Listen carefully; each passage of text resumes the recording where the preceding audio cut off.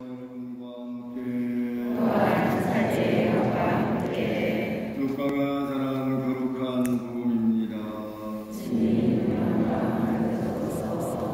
루카복음 17장 11절에서 19절의 말씀입니다. 예수님께서 예루살렘으로 가시는 길에 사마리아와 갈릴레아 사이를 지나가시게 되었다. 그분께서 어떤 마을에 들어가시는데 나병 환자 10사람이 그분께 마주왔다. 그들은 멀찍이 서서 소리를 높여 말하였다. 예수님, 스승님, 저희에게 자비를 베풀어 주십시오. 예수님께서는 그들을 보시고 가서 사제들에게 너희 몸을 보여라 하고 이르셨다. 그들이 가는 동안에 몸이 깨끗해졌다. 그들 가운데 한 사람은 병이 나은 것을 보고 큰 소리로 하느님을 찬양하며 돌아와 예수님의 발 앞에 엎드려 감사를 드렸다. 그는 사마리아 사람이었다. 그러자 예수님께서 말씀하셨다. 10사람이 깨끗해지지 않았느냐? 그런데 9은 어디에 있느냐? 이 외국인 말고는 아무도 하느님께 영광을 드리러 돌아오지 않았단 말이냐? 이어서 그에게 이르셨다. 일어나 가거라. 내 믿음이 너를 구원하였다. 주님의 말씀입니다. 그리스도님 찬미합니다. 앉으십시오. 참 예수님, 정말 이제 가을이 깊어가는 것 같습니다. 만물도 모두가 다 1년 동안 햇빛 받으며 자기가 맺은 그 결실을 좀 더 풍요롭게 수확하려고 노력하는 마지막 계절이 아닌가. 우리 신앙도 믿음의 결실 여부도 잘 익어가고 있는지, 잘 익었는지 마지막 한 번 더 점검해보는 그런 시간이 되었으면 좋겠습니다. 오늘 그래서 제가 특별히 두 사람의 얘기를 집중적으로 나누도록 하겠습니다. 하나는 나아만, 일독서의 주인공이라고 할 수 있는, 두 번째는 복음에서 나병을 치유받고 돌아와 예수님 발 앞에 엎드려 감사를 드렸던 사마리아인 나병 환자. 이 두 사람의 신앙의 형태가 갖추어져 가는 그런 모습을 보면 바로 우리들의 모습을 보는 것과 같기 때문입니다. 특별히 오늘 나만에게 좀 더 많은 시간을 같이 생각해 보도록 하겠습니다. 나아만, 그는 아람, 즉 제 손을 보시면 다윗이 통일을 했고 그 아들 솔로몬이 왕이 되면서 이스라엘 왕국이 북쪽 이스라엘 왕국과 남쪽 유다 왕국으로 두 쪼가리가 나고 그 이스라엘 왕국 위쪽에 바로 위에 붙어있는 나라가 지금으로 말하면 시리아지만 그게 아람이라는 국가였습니다. 그 아람, 시리아의 군 장수였는데 나아만은 총사령관이라는 말도 있을 정도로 아주 지략이 뛰어난 장군이었던 것 같습니다. 근데 그가 나병 환자였습니다. 손과 얼굴과 발이 다 문드러져 들어가는. 근데 이 나아만은 초반부의 나아만과 후반부의 나아만을 구별해서 생각해야 합니다. 오늘 우리가 읽은 일독서의 내용은 제가 오늘 굳이 제 식으로 구별한 건데, 후반부의 나아만, 이제 하느님의 종이 되어서 고분고분 이제 신앙 안에서 길들여진 나아만이고, 후반부는 이 전반부 나아만은 약간 거만하고 좀 도도하고 문둥이 주제에 아무튼 좀 여러 가지 형태로 칭찬할 만한 사람이 아니었습니다. 이 나아만은, 전반부의 나아만은 오늘 이제 여러분들이 읽은 일독서의 바로 직전 같은 열왕기 하권 5장이지만 1절부터 14절 정도에 속해 있는 전반부 나아만은 아람 왕으로부터 총애를 받는 장군이었고 전쟁에서도 여러 번 이겼고, 오늘 그 성경에는 그렇게 되어 있습니다. 주님께서 그에게 승리를 안겨주었다. 그러니까 이제 주님께서 미리 도구로 쓰시려고 전쟁에서 승리하도록 이끌어 주셨다. 결국 그 전쟁의 승리라는 것이 이스라엘 왕국을 여러 번 침공했고 거기서 많은 사람을 포로로 끌고 갔습니다. 그중 포로로 끌고 간 여자아이가 하나 있는데 그게 나아만의 부인의 종으로 죽습니다. 노예로 끌려갔으니까 종이죠.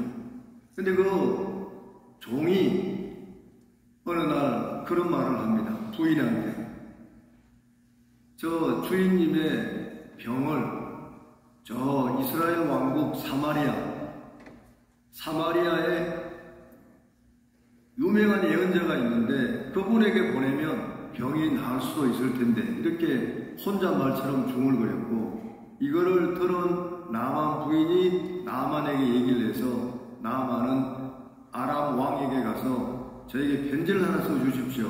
이스라엘 왕한테 써주시면 가서 그 예언자에게 병을 치료받고 오겠다. 이런 식으로 이제 편지를. 아람 왕이 편지를 직접 써서 이스라엘 왕에게 편지를 주었습니다. 그러니까 이제 초반부에 이 나아만이 부하들을 다 데리고 예물을 잔뜩 싣고 은 10달란트, 무지무지하게 많은 양이죠. 금 6,000세켈, 예복 10벌을 들고 아람 왕의 편지를 들고 북쪽 이스라엘 왕에게 갔습니다. 그러니 왕을 펼쳐보니 이게 기가 막힐 노릇이죠. 이게 썩어 문드러져 들어가는 나병을 나보고 어떻게 하라고 고쳐주라고 편지를 왔으니 왕은 이거는 전쟁을 하려고 시비를 거는 거구나 이렇게 생각하고 이스라엘 왕이 자기 옷을 찢습니다.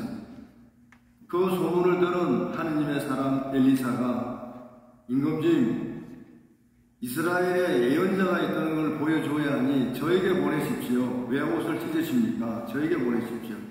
그래서 이제 나아만이 부하를 끌고 이제 엘리사에게 갔습니다. 이 하느님의 사람 엘리사를 찾아갈 때 이제 이 나아만은 왕 편지까지 받았겠다. 어떻든 대단한 장군이었겠다. 부하들 수십 명을 거느리고 이제 당당하게 갔는데 이 엘리사 예언자가 코빼기도 안 내밀고 안에서 종을 시켜서 요르단 강물에 가서 7번 몸을 담그십시오. 그러면 새살이 나올 겁니다. 그렇게 종을 시켜서 중간에 심부름꾼을 보내서 그 말을 전했습니다. 이 나아만이 뿔땅만 난 겁니다. 자기는 적어도 기대하기를 직접 그 예언자가 나와서 주 그의 하느님으로 성경이 그래 주 그의 하느님 지 하느님이 아니라 나만 하느님이 아니라 주 그의 하느님의 이름으로 병든 곳에 손을 이렇게 흔들어서 내 나병을 고쳐주려니 생각했다. 이제 그게 이제 그 당시 점쟁이들이나 주술사들이 보통 하는 짓거리가 이런 동작이었다. 누가 아프다 그러면 그 사람 위에 이렇게 손을 대고 흔들어서 어쩌고저쩌고 이제 쭈글거리면서 주문을 해야 되겠죠. 짝퉁들, 가짜들. 그래서 엘리야 예언자도 그런 식으로 자기에게 해줄 줄 알았는데 콧배기가 안 보이고 말만 그렇게 전해주니까 성질이 납니다. 내가 어떤 사람인데 이제 나만 심중을 한번 제가 추측을 해보면 내가 그래도 이 정도 되는 사람인데 감히 나를 이따위로 대할 수 있느냐? 자기 나만의 기준과 방식대로 지가 원하는 대로 들어주지 않으니까 특별 대우를 안 해주니 특권 의식에 꽉 차 있는 이 잘난 척하는 나만이 이제 삐진 겁니다. 화가 나서 발길을 돌리려고 했습니다. 그 부하들이 말합니다. 아버님, 위에 큰 장군이어서 아마 아버지라고 그걸 불렀던 거예요. 아버님, 못할 게 뭐 있습니까? 어려운 걸 시키는 것도 아닌데. 그리고 이제 이 삐진 것 중에 하나가 나아만이 우리 동네에도 가면 자기 나라에도 가면 아바나 강이 있고 파르파라 강이 있고 요르단 강보다 훨씬 좋은 강이 있는데 이따위에서 7번 담근다고 뭐가 되겠냐 그러고 가려고 했던 거죠. 그래서 이제 부하들이 만류하는 바람에 그런 요르단 강에 7번 몸을 담갔고 그리고 3살이 어린아이 3살처럼 돋아났습니다. 그게 후반부에 이제 나아만의 모습이 오늘 내용입니다. 나아만은 드디어 이제 지 교만을 꺾기 시작했습니다. 자기 한계를 깨닫기 시작했습니다. 그리고 그는 오늘 부하들과 수양원을 다 데리고 하나님의 사람 엘리사 예언자에게 되돌아가 그 앞에 서서 자신의 신앙을 고백하는 것입니다. 이제 저는 알았습니다. 온 세상에서 이스라엘 바깥에는 아무리 좋은 강이 있고 뭐 잡신들이 많다 한들 하나님이 계시지 않는다는 것을 알았습니다. 이 종은 이제부터 주님 말고는 다른 어떤 신에게도 번제물이나 희생 제물을 드리지 않을 것입니다. 그리고 이제 엘리사에게 가져온 그 예물을 선물을 드리려고 하니 절대로 안 받겠다 하니 대신 나귀 2마리에 얹을 수 있는 흙을 주십시오. 이제 그 흙을 이스라엘이라고 생각하고 하나님께 제사 드리겠다 그런 얘기죠. 완전히 종이라고 얘기합니다. 스스로 그렇게 오만방자하게 굴던 나아만이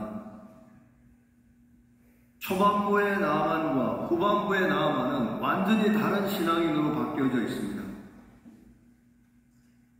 그리고 그가 자기 앞에 나와 서지 않는다고 예언자 엘리사를 그렇게 원망하고 삐져서 그러던 그가 자기가 오히려 되돌아가 하느님의 사람 엘리사 예언자 앞에 서서 스스로 종이라고 얘기합니다. 우리들의 신앙의 모습도 나아만의 초반부의 모습과 너무나 흡사하지 않습니까? 또 후반부에 나아만이 된 사람 우리들도 있겠지만 되었다가 다시 초반부로 돌아갔다가 하는 이 우리들의 신앙이 굴곡을 겪고 부침을 겪고 좋았다가 안 좋았다가 하는 맑았다가 흐렸다는 이런 모습들이 우리들의 오늘 다시 한번 나아만을 통해서 비춰봐야 하겠다는 것입니다. 자기 멋대로 내가 원하는 때에 들어주지 않고 내 격에 맞는 대접을 특별대우나 특권의식을 채워주지 않으면 삐지고 딴소리하는 우리들의 신앙인의 모습과 무엇이 다르겠습니까? 두 번째 오늘 복음에서 예수님으로부터 나병을 치유받은 10명 중에 유일하게 한 사람, 예수님 앞에 돌아와 발 앞에 엎드려 감사를 드렸던 그 사람은 사마리아 사람 나병 환자였습니다. 그는 사제들에게 가는 동안에 자신의 병이 나은 것을 보고 큰 소리로 하느님을 찬양하며 돌아와 예수님의 발 앞에 엎드려 감사를 드렸다고 오늘 복음은 전합니다. 사마리아인 나병 환자의 신앙 고백입니다. 나머지 9은 다 도망갔습니다. 뭐 도망이 아니라 가족들 좋아서 뭐 벌벌 뛰며 가족들이 갔겠지만 당시의 나병 환자는 정상적인 사람에게 다가오면 정상적인 사람들이 돌로 쳐서 때려 죽이거나 몽둥이로 때려 죽여도 아무 말 할 수 없습니다.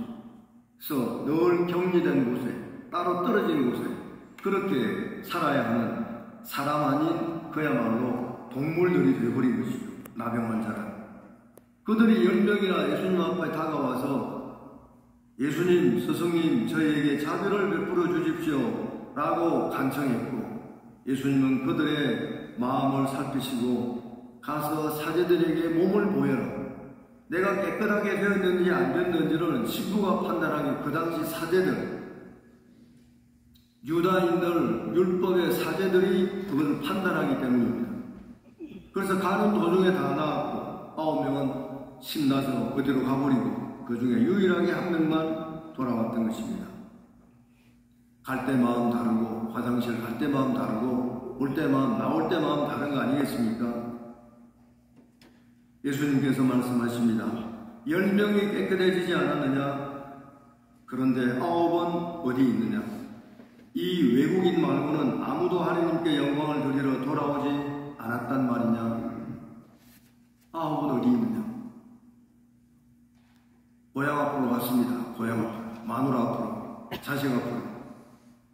그리고 예수님께서는 이 외국인이라고 말합니다. 사마리아 사람을 보고 외국인, 이방, 잡종이라는 얘기입니다.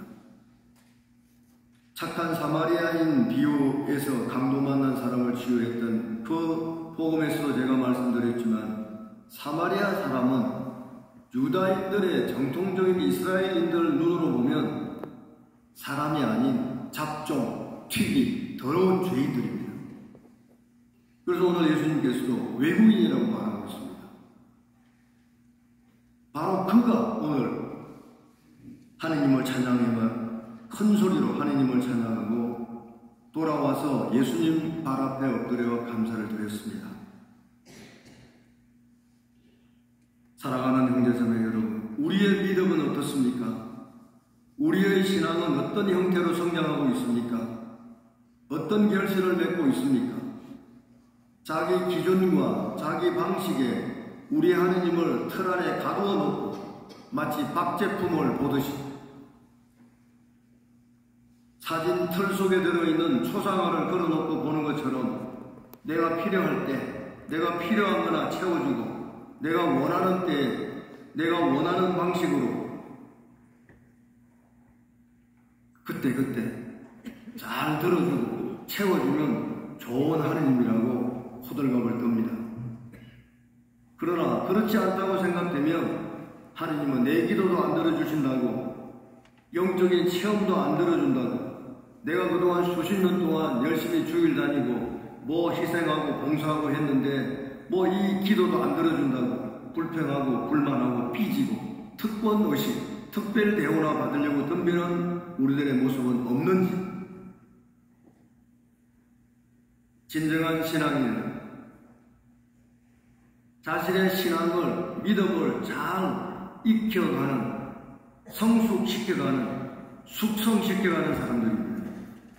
우리 처음부터 나만처럼 후반부의 나만은 될 수 없습니다. 우리 모두 다 비슷비슷한 초반부의 나만 같은 그런 모습으로 시작해서 조금씩 나아지고 있을 뿐입니다. 우리의 신앙 형성 과정도 별다를 바 없습니다. 우리의 가는 길을 되돌려 하느님을 찬양하고 하느님께 영광을 드릴 수 있는 사람이 바로 신앙인 아니겠습니까? 또한 예수님의 발 앞에 엎드려 마음에서 우러나오는 감사를 드릴 수 있는 사람, 치유받은 사마리아 나병 환자처럼 후반부의 나만이 되기 위해서는 우리 모두 다시 한번 우리 자신의 기도의 내용과 신앙의 형태를 다시 한번 돌아봐야 할 것입니다. 우리 모두 진정 하느님을 찬양하고 감사하며 하느님께 영광 드릴 수 있는 신앙인들이 되도록 노력합시다. 잠시 묵상하시겠습니다.